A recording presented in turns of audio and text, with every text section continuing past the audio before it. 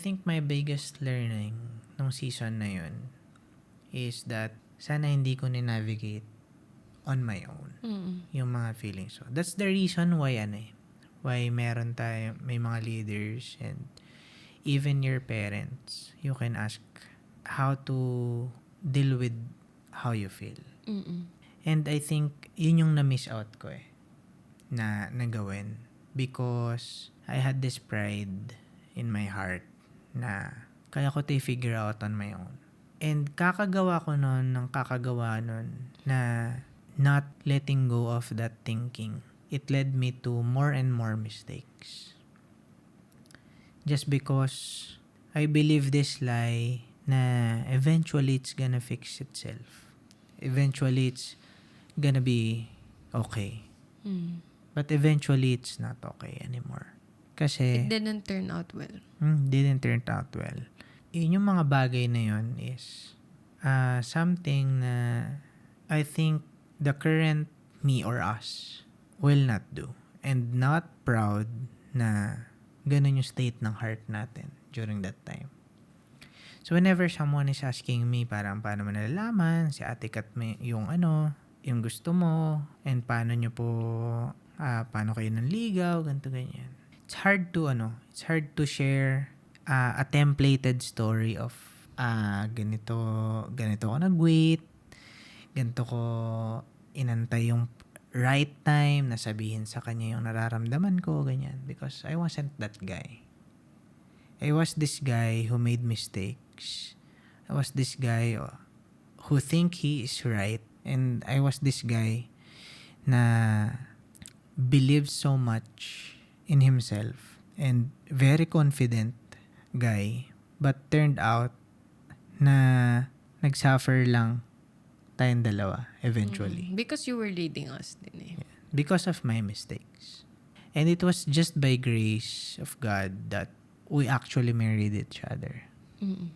That it's something that God Himself deserved the glory. True. Sa lahat ng na-experience natin ngayon. That imagine that with all of those mistakes na nangyari, you still end up marrying your best friend. The most beautiful relationship that you had in your life. Na paulit-ulit na nag-break and reconcile and almost pa nga nawala. Because of my immaturity, being naive, and pride in my heart, thinking I know better than anyone. It was God who actually saved that beautiful relationship na meron tayo. And it was Him who rescued me also from that pit of pride and selfishness. He actually broke yung state of my heart na yun and gave me a new heart that this time is acknowledging na apart from Him, none of this will exist.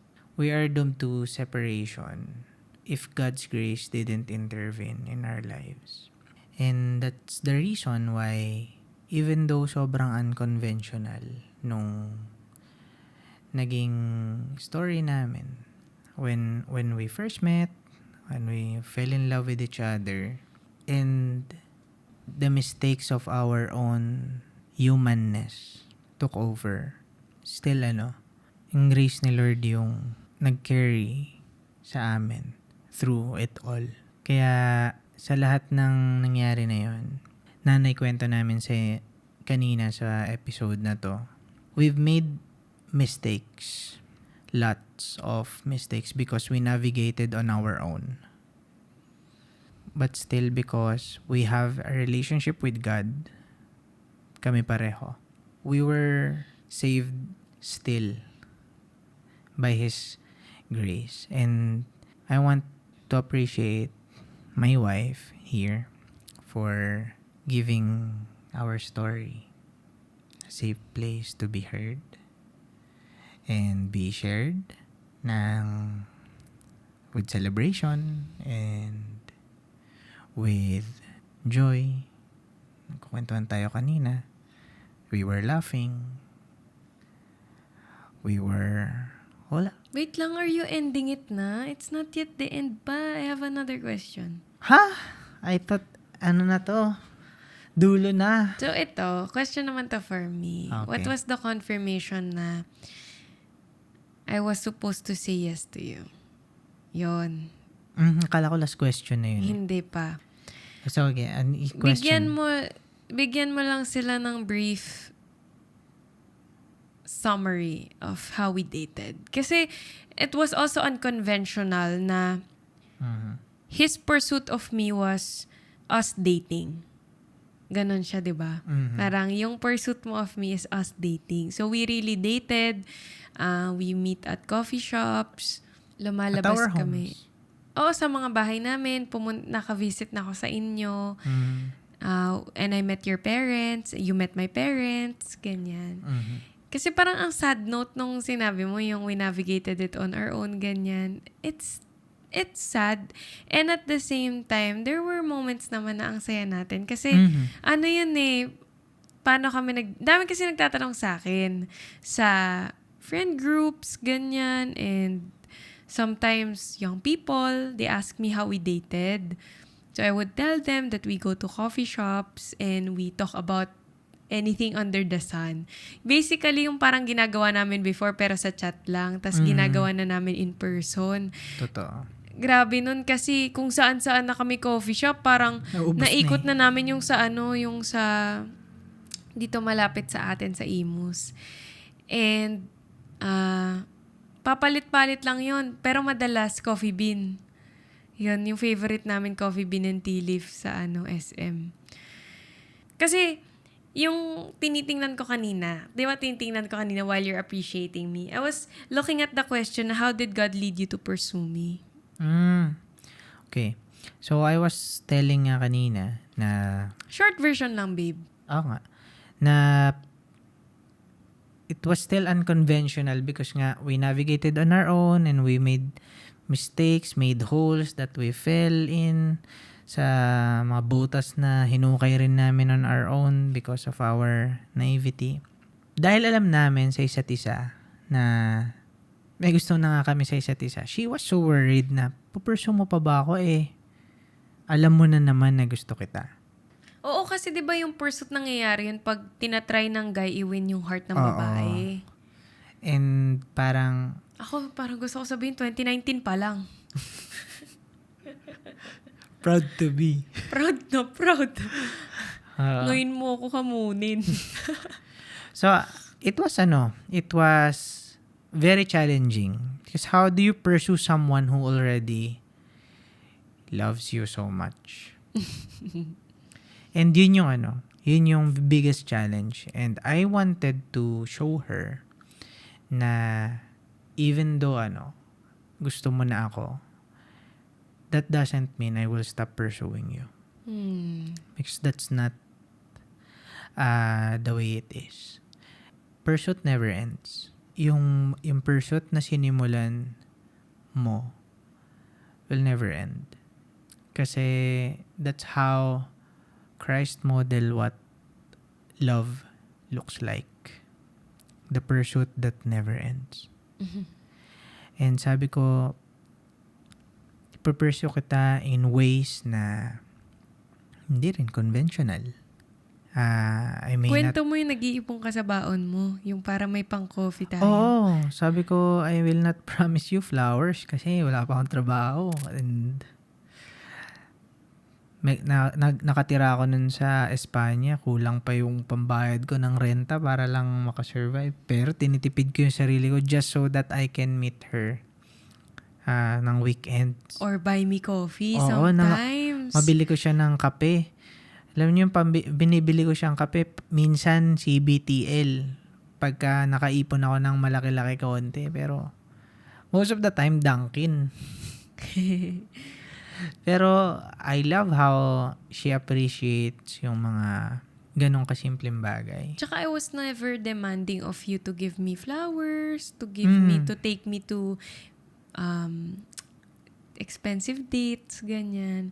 Grabe, madalas date namin Dunkin' talaga. Or Belgian waffle. Belgian waffle, 50. Minsan dadating ako, malamig na yung Belgian waffle kasi na-late ako konti, gano'n. Oo. Pero ready siya. Manonood lang kami noon ng sunset sa malapit lang din sa SM. Nanonood lang kami ng sunset doon, tapos Habang binibilan na ako kinakain ng yung- Belgian waffle. Habang kinakain yung Belgian waffle, wala pa tayo tubig nun minsan. Oo. Babalik pa tuloy tayo SM para bumalik tubig.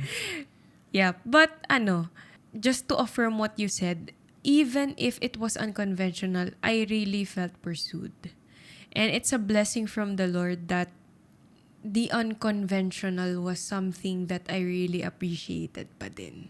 I think the Lord really gave me contentment. It wasn't that I was settling. It was that the Lord gave me contentment with what the season can both give us. Kasi nag-work naman ako that time, pero hindi naman malaki yung sinisweldo ko. So, parehas lang tayo, nasaktuhan lang, alam mo yon. Parang we were starting. Actually, hindi ka pa nagsastart nun kasi nasa school ka pa eh. So, That's one of the mistakes. I pursued her kahit na hindi pa ako graduate. oo, yun. And, kasi din circumstantial din. So, hindi naman siya sa mag-a-apply sa lahat na dapat, hindi namin sinasabi na dapat mag-pursue ka na habang nag-aaral ka. It was just the circumstance, our circumstance na if we try to cut each other off, mawawala na talaga yung friendship. Parang kung hindi namin itutuloy yung pag-uusap namin, hindi na talaga kami magiging friends at all. Tsaka baka di niya nakabutan kasi plano ko mag-abroad. Yun. Tapos mag-a-abroad na siya. We even had this, ito guys pursuit na to. We had this conversation about him going abroad. I was going crazy. Like literally sobrang, para akong, Abroad ka? I was praying, I was begging the Lord na, hindi ko naman binibeg si Lord na wag siya mag-abroad, but I was begging the Lord for direction. This is when I asked God, is He really the one? So I was constantly asking God, is He the one? Is He the one? So there was never a time na parang, oo, He's the one, stop na ako. While He was pursuing me and while I liked Him, I still asked God if you were the one. So I constantly asked Him, is He the one? Is He the one? And then the Lord asked me this question, are you willing to love Him? Balik tayo sa pag-abroad mamaya. Pero ito muna. Tinanong sa akin ni Lord, are you willing to love Him? Sagot ko that time, yes. Then He is the one for you because you are willing to love Him. And that's when I fully committed to loving Him and choosing to love Him. Hindi pa ako nag-yes nito. Hindi pa kami officially in a relationship nito. But I was committed to loving Him and choosing to love Him because I said yes to the Lord and I committed to the Lord. So yun nga, dapat mag-abroad siya. But I think the Lord really spoke to you na it wasn't the direction that you were going to pursue and that you didn't really want to, even if your circumstance needed you to. It wasn't something that you wanted to do. So you explained naman to your parents, diba, that it's not something that you want to do. So hindi natuloy. Siyempre, hindi natuloy. Tingnan nyo, nandito kami.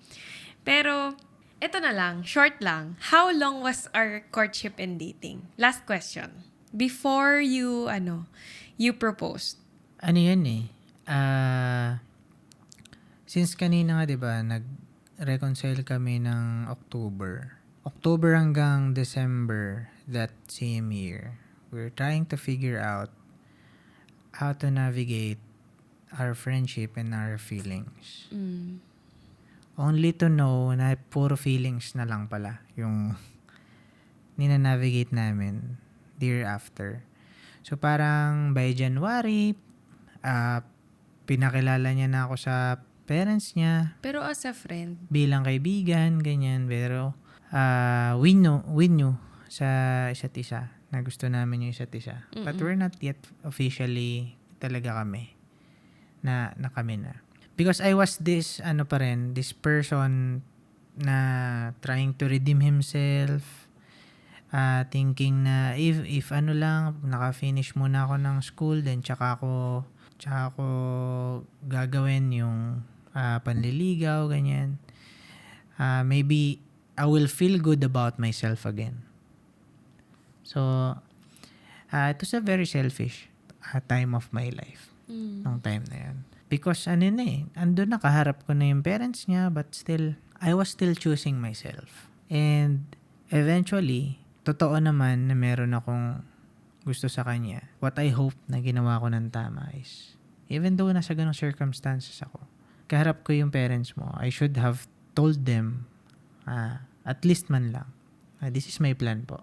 After ko gumraduate, babalik po ako sa inyo, and I'm planning to pursue po yung anak ninyo. Because hindi na nagkaroon ng time that you laid down your intentions to my parents. I just told my parents I had this friend that I really liked and he also liked me. Ganon. Parang ganon lang yung nangyari. Ganito kasi yung nangyari dun eh. I was in shame also. In a place of shame kasi we were trying to defend that we're friends. But we cannot deny it anymore to them na gusto namin yung isa't isa kasi we were quote-unquote so sweet sa isa't isa during that time. So October to and may time na nakita ng ni mami mo yung messages ko sa'yo. So, yun yung in-explain niya nung time na yun, nung gabi na yun. And sinabi niya na, ang hirap kasi maniwala kasi nakita ko yung message mo sa kanya. So, valid yun na if ganun ka ka-sweet sa person and friends lang kayo, parang hindi ka panipaniwala. Hindi ka panipaniwala. So, I was, still trying to, parang convince na, hindi, friends lang po talaga kami, ganito, ganyan. Because, I was in shame na nag-aaral pa nga ako, wala pa akong trabaho, and wala pa ako sa season proper na, para properly na ligawan ka, and my dad interviewed you din kasi. Yun. And those are the things na minimension ko kanina na one mistake led to another and to another and to another. Kasi we tried to navigate on our own. Eventually, nakapag-date kami na maayos, nakapagpaalam ako sa parents niya, ganyan, after ko makagraduate and properly kapag date tayo and most of the time nare-require tayo na sa inyo tayo, magkikita. Ni-invite ka ng parents ko, pumunta sa amin. And my courtship time with her was knowing her family and her knowing my family. It was a mutual, process of you knowing the side of my family and me knowing yung side of your family. So, pareho kami nagbibuild ng relationship sa family ng bawat isa. I think this was a year. Parang isang taon. Simula nun hanggang I think October Tapos December na naging tayo Oo, yun. Because ako nangyaling kasi ako sa mahirap na family. I wanted to show her the truth about my life na ito yung life na meron kami. Pumunta talaga ako sa kanila. And are you sure I am the person that you want to pursue? Ako pala yung liligawan. Parang, are you sure I am the person that you want to choose? Kasi ito yung starting point ko in life. Dito ako magsisimula. I have lots of things to work on. It never came across my mind na doon ka magsa-start. I just was thinking na I really like this person and if we're gonna get married someday, we're gonna start together. Parang yun lagi nasa isip ko.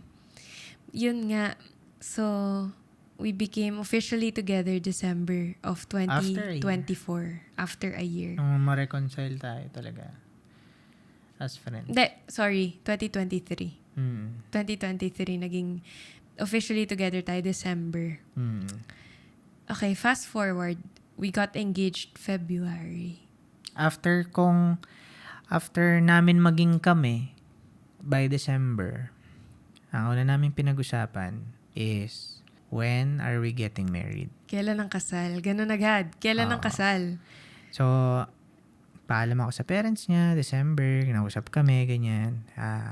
Typical parents na, okay, kung magiging kayo, ito lang yung bilin namin sa inyo, ganito, ganyan. Pero, eventually, nung naging kami, we immediately talked about the wedding. Mm-mm. So, yes. by... And we talked about it a lot. Oo, buong December, January, by February, nag-propose na ako sa'yo. Hindi pa ba? Ay, hindi. After isang taon. a year. Yung buong taon pala na yun. Sorry, nawala sa isip ko. Pinag-usapan natin when we're getting married. Oo. Pero, lumipas pa yung isang taon because we had to, we had to save. Ay, oo nga. Hindi. Raw and real. Hindi na namin maalala. Sobrang dami nangyayari. Sobrang daming recently. nangyari. Hindi. Eto, naalala ko na, finally. December naging tayo and then we just enjoyed our relationship officially together for a year. So, nag-enjoy lang tayo. Nung remember our first anniversary in Tagaytay. Tagaytay. Sa Tapas Bar. Yes, for a year lang. Nagplan lang ng nagplan. Even before wala pang engagement, di pa ako nagpo-propose. Nagplan lang kami buong taon ng ano ba yung dream wedding, ano ba yung type ng wedding na gusto, sino yung mga invited, ganyan. Ano yung rings, na basta Pero wedding details. Wedding details, pero mas pinag-usapan natin yan after our first anniversary because ito na talaga yung nagpa-plan na talaga tayo mag-ikasal. Ito na yun. Ito na yung tinutukoy mo na we talked about it a lot.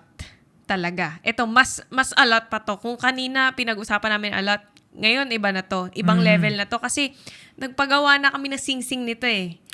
Hindi pa siya nagpo-propose. After Nagpagawa a na year. kami ng sing-sing.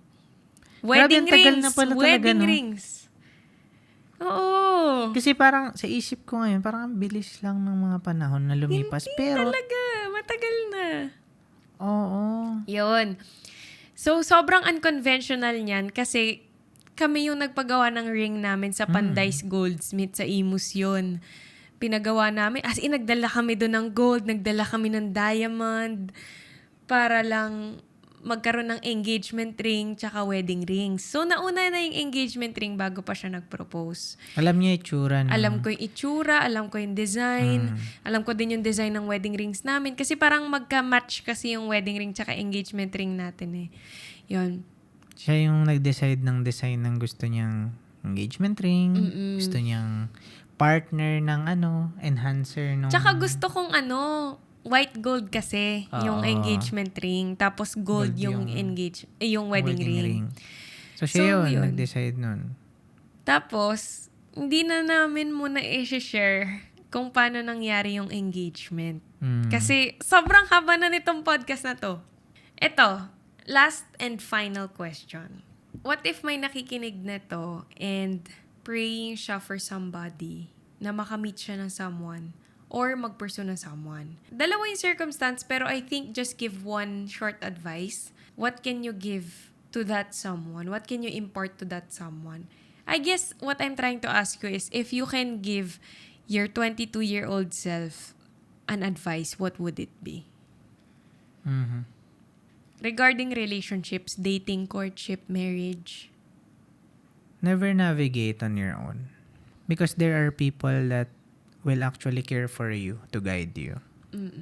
And especially mga taong dumaan din sa age mo, mga taong naadaanan na yung mga mistakes na possible mong makomit. And they are also the people that can help show you and guide you to make yung tamang decisions.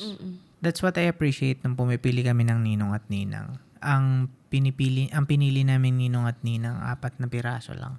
4 na couple. Someone yun na nilulook up namin yung marriage nila. Someone yun na nilulook up ko personally how this husband loves his wife.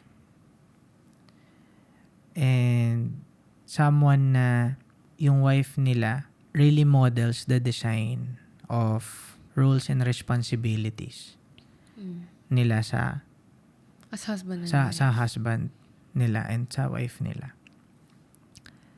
Those are the things na pwede nyo simulan na maaga to intentionally observe and look into them. What makes their marriage successful? Mm. What are the characters that God requires for a husband, for a wife, Mm. and start developing them while you're young. Mm. And have couples that will mentor you then. Mhm. If you really are praying to get married, or if you are with somebody, have couples that can mentor you and guide you and lead you into the ways and the practices that you can do so that you can stay on this path with God. While you are dating, in courtship, praying, or you are waiting to get married. This is important, and listen to this. The lie of Satan is consistent with everything. The lie is you don't need God Mm. to decide for you. Mm. You can just do whatever you think is right for you and fits you well. Ang lie ng enemy and desire ni Satan ultimately is for you to follow your own heart, to follow your own desires, because everything follows after that. Mm.